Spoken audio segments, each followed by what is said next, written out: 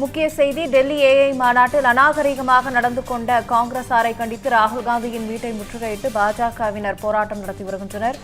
Delhi AI மாநாட்டில் அநாகரிகமாக நடந்து கொண்ட காங்கிரசாரை கண்டித்து ராகுல் காந்தியின் வீட்டை முற்றுகையிட்டு பாஜகவினர் போராட்டம் நடத்தி வருகின்றனர்.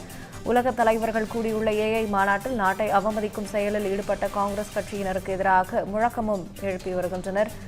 காங்கிரசாரின் நடத்தைக்கு அவர்கள் கண்டனமும் தெரிவித்திருக்கின்றனர். ஏஐ மாநாட்டில் காங்கிரஸ் நடத்திய அரை நிர்வாண போராட்ட சதி ராகுல் காந்தியின் அறிவுறுத்தலின் பேரில் தான் நடந்ததாக குற்றச்சாட்டு எழுந்திருக்கிறது. அதனைத் தொடர்ந்து ராகுல் காந்தியின் வீட்டின் முன்பாக பாஜகவினர் போராட்டம் நடத்தி வரும் காட்சிகளை பார்த்து வருகிறோம்.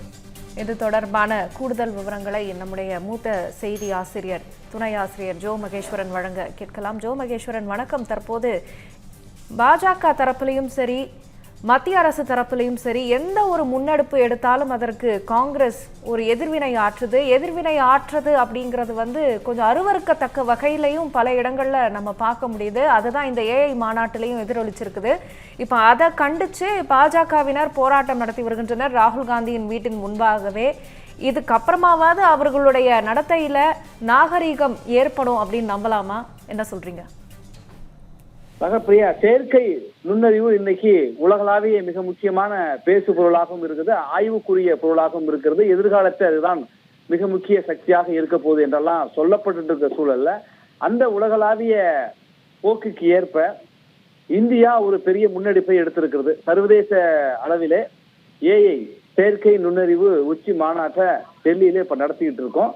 பல்வேறு நாடுகளை சேர்ந்த தலைவர்கள் பங்கேற்றிருக்காங்க. பல்வேறு நிறுவனங்களை சேர்ந்த தலைமை செயல் அதிகாரிகள் பங்கேற்றிருக்க இந்த மாநாட்டில் இந்தியா முன்னெடுத்திருக்கிற உலகளாவிய மிகச்சிறந்த ஒன்றாக இது பார்க்கப்படுகிற நேரத்துல காங்கிரஸ் கட்சியினர் ஒரு அரை நிர்வாண போராட்டத்தை அங்க நடத்திருக்காங்க.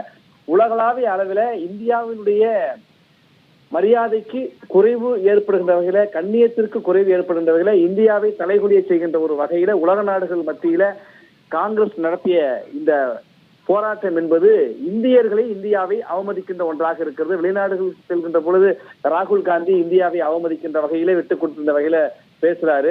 இன்றைக்கு உலக தலைவர்கள், நிறுவனங்களுடைய தலைவர்கள் வந்திருக்கிற ஒரு இடத்துல காங்கிரஸ் கட்சியினர் இப்படி நடந்து கொண்டது கண்டனத்திற்குரியது, வெட்கக்கேடானது, தேச விரோதமானது என்றெல்லாம் மத்திய அமைச்சர்கள்லாம் கண்டிச்சிருக்க சூழல்ல தான் பாரதிய ஜனதா கட்சியினர் ராகுல் காந்தியின் வீட்டுக்கு முன்பாக ஒரு போராட்டத்தை நடத்திருக்கிறாங்க. முற்றுகை போராட்டம்.